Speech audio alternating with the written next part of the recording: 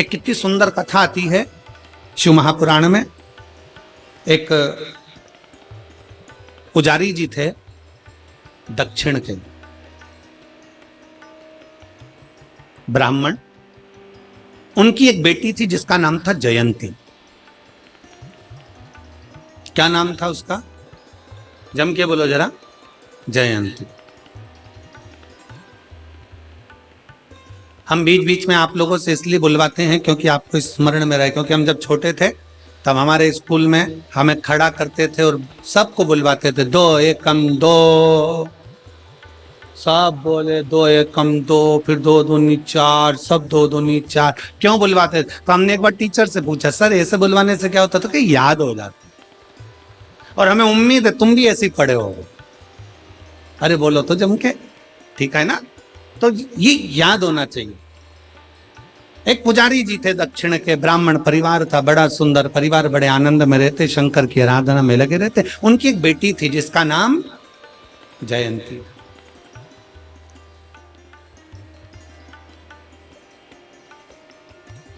पिताजी मंदिर में सेवा करते, शिव मंदिर में, शंकर जी के मंदिर में आरती पूजन अर्चना आराधना सब करते, सब करते।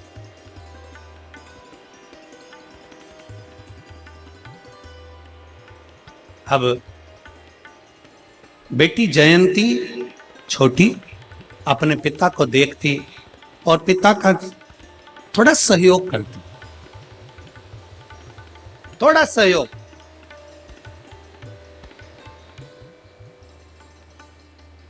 और बहुत, मैं जगत की सारी बेटियों से कहना चाहता हूं, जगत के सारे बेटाओं से कहना चाहता हूं,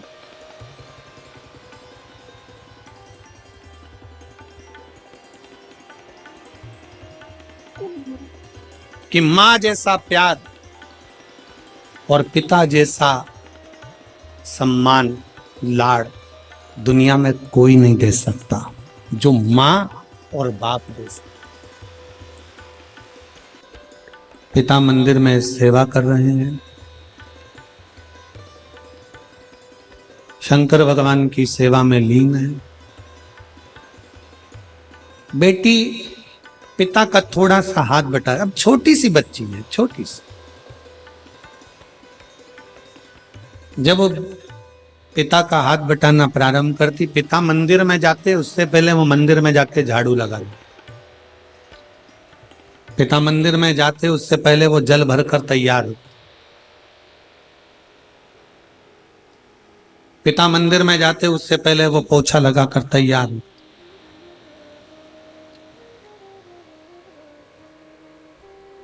और कल कथा में कहा था, बाबा के दरवाजे की नौकरी साधारण नहीं है। शंकर के मंदिर में झाड़ू पोछा लगाना साधारण नहीं है, और शिव महापुराण में किसी शिव भक्त का मुंह झूठा कराना साधारण बात नहीं। ये साधारण नहीं, शिव तत्व है, शंकर है वो। जयंती छोटी है, अपने पिता का सहयोग कैसे करे? अपने पिता को क्या, जयंती ने झाड़ू लगाना प्रारंभ करा, पोछा लगाना प्रारंभ करा, मंदिर में जल भर कर रख देती, सेवा करती। 16 सोमवार की कथा किस किसने सुनी है? हाथ उठाओ जरा। 16 सोमवार सुनी है? 16 सोमवार देखो, उस कथा में एक प्रसंग आता है कि राजा ने रानी से कहा था कि मुझे पूजन का सामान लाकर दे दे, और उसने किसके हाथ भेजा था? जम के बोलो जरा। दासी के।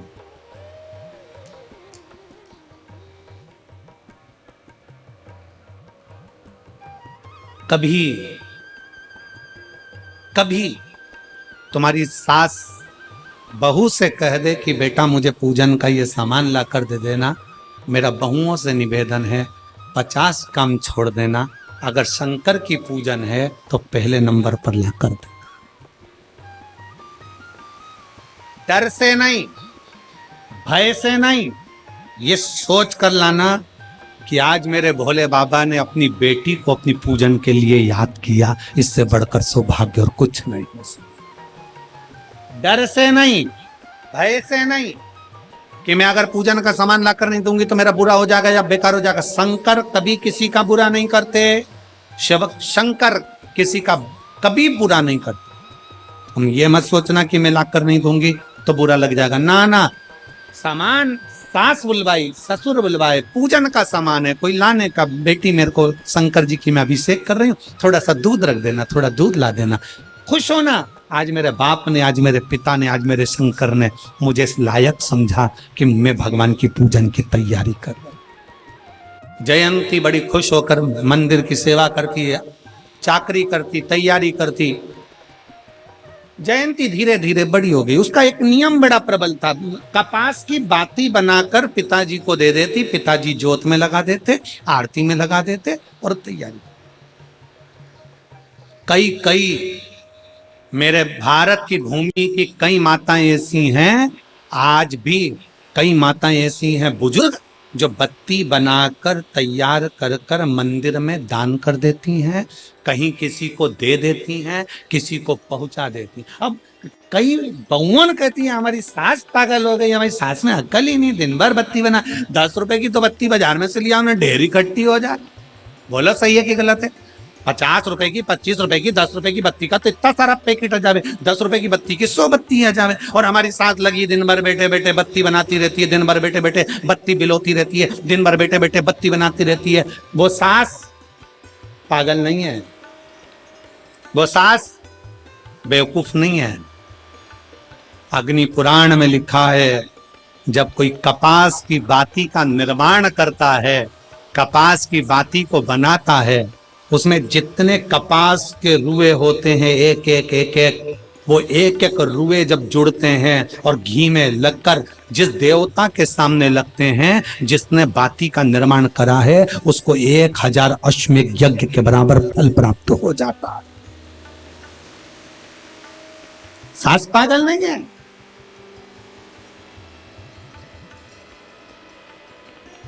फैशन के दौर में सब कुछ रेडीमेड मिलने लगा, बत्तियां रेडीमेड आ गई, सामान रेडीमेड आ गया, ये सामान रेडीमेड आ गया।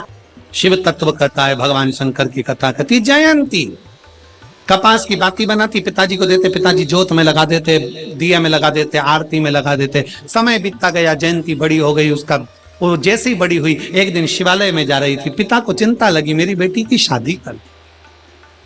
संबंध भी बहुत आए, बेटी सुंदर बहुत सुंदर थी, संबंध बहुत आ रहे। अब संबंध तो बहुत आए, बेटी सुंदर भी है, शादी की तैयारी भी करना है, पर तेरे भरोसे मेरी गाड़ी, तू जाने तेरा काम जाने। अब उसके आश्रित हो गए, उसके भरोसे। जयंती के मन में शंकर की भक्ति का भाव था।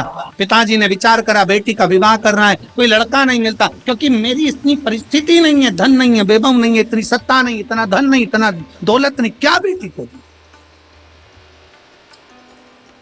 क्या प्रदान कर लूं?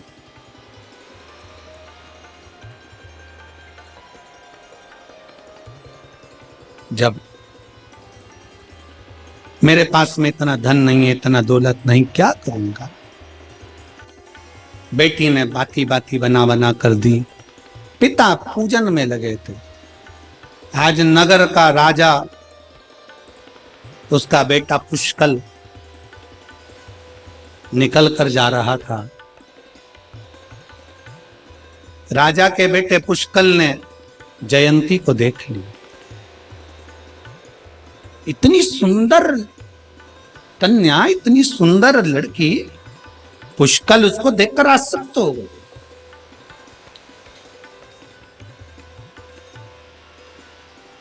पुष्कल आसक्त हो गया उस लड़की की और जयंती की ओर। और जयंती को नहीं मालूम कि मुझे कौन देख रहा है। जयंती तो अपनी बाती बनाती शंकर के मंदिर में जा रही थी, पिताजी को बाती देने के लिए जा रही थी, और मंदिर में, शंकर के मंदिर में पहुंच रही थी, बाती बनाते बनाते बनाते बनाते, और भगवान शंकर के मंदिर में पहुंची। उसको नहीं मालूम कि कौन ने देखा। उसके नगर के राजा का बेटा पुष्कल जयंती को देख लिया और जयंती को देखकर घर गया, अपने पिता राजा से कहा, पिताजी मुझे विवाह करना है तो वो पुजारी की जो लड़की है, ब्राह्मण की जो बेटी है जयंती, मैं उससे विवाह करूं,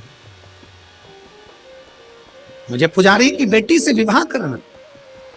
राजा के मन में आया कि ये कहां का विवाह का प्रस्ताव लेकर आया। तो राजकुमार है, मेरा राज्य का इकलौता वारिस है, मेरे नगर का होने वाला राजा है तू, युवराज है तू, और लड़की भी तूने ढूंढी तो वो भिखारी पंडित पुजारी की बेटी, जिसके पास में कुछ भी नहीं है,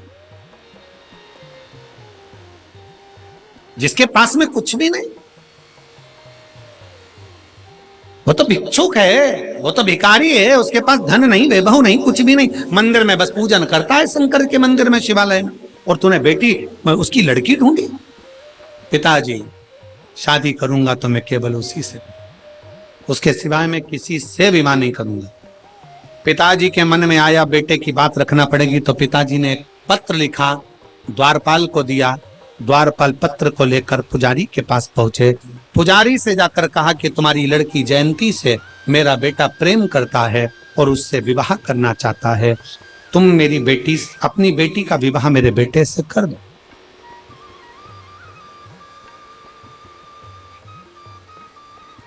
अपनी बेटी का विवाह मेरे बेटे से करो।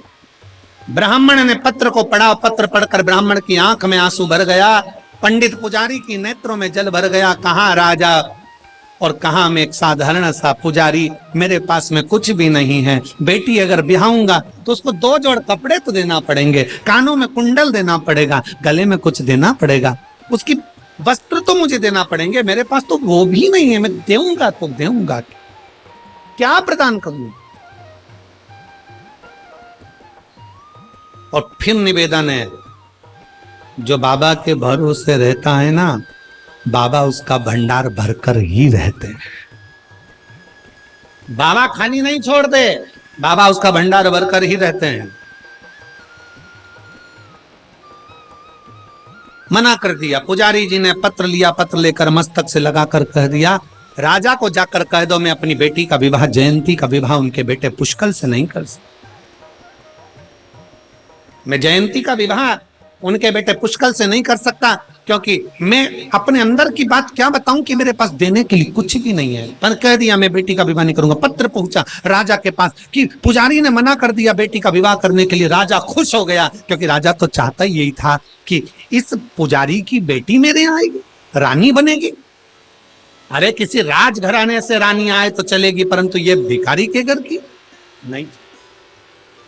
खुश हो गया राजा। राजा पुष्कल को मालूम पड़ा, युवराज को, कि बेटी के जयंती के पिताजी ने मना कर दिया। पर पुष्कल हार नहीं माना और पुष्कल ने कह दिया पिताजी ब्याह करूंगा तो केवल जयंती से ही करूंगा। आखिरी में पिताजी ने पत्र लिखा और पत्र में कहा कि हमें तुमसे कुछ नहीं चाहिए, आप बेटी का विवाह करिए। बेटी के विवाह की तैयारी पुजारी जी के यहाँ होनी। बहुत ध्यान देना इस कथा पर कि एक कपास की बाती की सेवा, पोछा लगाने की सेवा, झाड़ू लगाने की सेवा और शिव महापुराण की कथा श्रवण करने का फल होता क्या है? ये शिव पुराण की कथा कर क्या होता है? ये शिव पुराण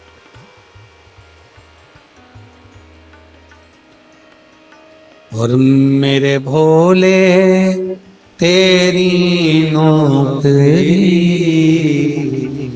सबसे बढ़िया है सबसे खरी, तेरे दरवाजे की चाकरी सबसे बढ़िया है सबसे खरी। जब से तेरा गुलाम हो गया तब से मेरा भी नाम हो। जब से तेरा गुलाम हो गया तब से मेरा गुलाम हो गया, वरना औकात क्या थी मेरी, सबसे बढ़िया है सबसे खरी, भोले बाबा तेरी नौकरी, सबसे बढ़िया है सबसे खरी। शादी की तैयारी करी जाए, विवाह की तैयारी होने लगी। पिता के पास देने के लिए कुछ नहीं था। बारात निकलने के 2 घंटे पहले राजा पुष्कल युवराज के पिता राजा ने बड़ा सा पत्र लिखा, बड़ी सी लिस्ट बना दी, सामान की, जेवर की, आभूषण की, रत्न की, माणिक की, मोती की लिस्ट बनाकर पुजारी के घर पर भेज दिया कि हम बारात लेकर तो निकल रहे हैं, पर लड़की को लेकर मंडप में से तब जाएंगे जब ये सामान आप दहेज में दे दो।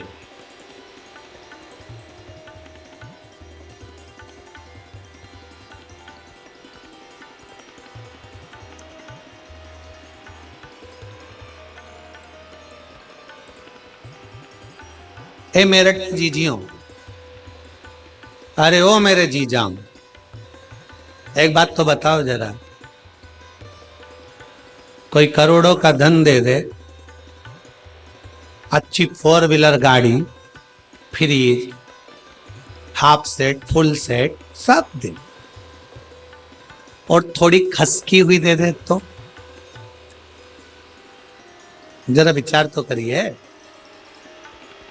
वो हाफ सेट फुल सेट काम का है? अरे जम के तो बोलो जरा। वो फ्रिज काम का है? वो गाड़ी 4 व्हीलर? भगवान से प्रार्थना करना, भोले बाबा से, धन मिले ना मिले पर लड़की संस्कारित मिलना चाहिए, जो हमको लेकर चले, जो हमको लेकर चले।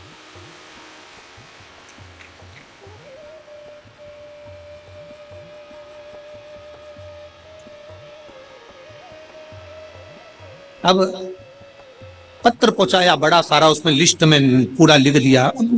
पुजारी जी को कहां समय, पुजारी जी तो पत्र लेकर सीधे कमर में खोसा, कमर में खोस के मंदिर में पहुंच गए। मंदिर में पहुंचे तो मंदिर में पहुंचने पर उन्होंने बेटी को खबर करवाई कि बेटा आज बाती खत्म हो गई है, बाती भेज दो। और बेटी ने, दुल्हन बनी बेटी ने बाती बनाकर भेज दी पिताजी के पास में। पिताजी ने घी में डुबोकर बाती शंकर के मंदिर में लगा दी। मंदिर में लगाई, पत्र कमर में से नीचे खसक गया, वो पत्र शंकर के मंदिर में रह गया। शिव के मंदिर में जब पत्र पड़ा था, पुजारी जी दिया लगाकर बारात की तैयारी करने लगे। चिंता मेरे भोलेनाथ को पड़ गई। जो एक बार भी शंकर के मंदिर में दीप लगा देता है, शंकर उसका हाथ पकड़कर भंडार भरना प्रारंभ कर देते हैं। ये शिव तत्व कहता। चोर को कुबेर बनाने वाले मेरे शंकर हैं, लक्ष्मी को भी धन देने वाले शंकर हैं, लक्ष्मी को नारायण देने वाले शंकर हैं, और कुबेर को भी संपदा देने वाले शंकर हैं। इसलिए उनका नाम कुबेरेश्वर महादेव है। कुबेरेश्वर महादेव शिव पुराण कहती है। पत्र गिर गया मंदिर में, पुजारी जी लग गए शादी में। बाबा भोलेनाथ त्रिपुंड धारण कर कर ग्वाले का रूप लेकर समान नंदी के ऊपर धरकर पहुंच गए। बीच मार्ग में बारात दिखी तो पुष्कल के पिताजी ने पूछा, तुम कौन हो? कहा, पुजारी जी ने भेजा है, पुजारी जी ने भेजा है। लड़की के विवाह का तैयारी में लगे हैं। उन्होंने कहा कि इतना सारा कन्यादान बेटी के साथ कैसे भेजूंगा, तो कन्यादान पहले भेज दिया है। कन्यादान पहले? राजा ने कहा लिस्ट है। भगवान शंकर ने लिस्ट निकाल कर दे दी। राजा ने सामान मिलाने के लिए दूत को भेज दिया। जितना लिखा था उससे 1000 गुना ज्यादा मेरे भोले बाबा भंडारी ने भरना प्रारंभ कर दिया। राजा आश्चर्य में पड़ गया कि एक साधारण सा भिक्षुक सा पुजारी जो शंकर के मंदिर की आराधना करता है, उसके पास में इतना वैभव कहां से आ गया। राजा को मालूम नहीं पड़ा तो उसने ग्वाले से पूछ लिया, क्यों रे ग्वाले, पुजारी जी के पास इतना धन कहां से आ गया, पंडित जी के पास इतना वैभव कहां से आ गया? पुजारी जी का वैभव की बात सुनकर शंकर भगवान मुस्कुराते हुए बोले कि जिसके सिर पर शंकर का हाथ होता है उसका साथ महादेव हमेशा देता। महादेव दे।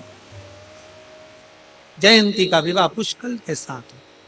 एक कपास की बाती भी हम शंकर के मंदिर में दे रहे हैं, एक कपास की बाती भी हम शंकर के मंदिर में बना रहे हैं, एक कपास की बाती का घी का दीपक भी हम शिव की चौखट पर लगा रहे हैं। उसका फल बहुताम है, उसका फल श्रेष्ठ। समय आए आगे वर्णन आता है। भगवान शंकर की कथा का रस तत्व साधारणता नहीं है, संबंध शिव से जोड़, जैसे जयंती ने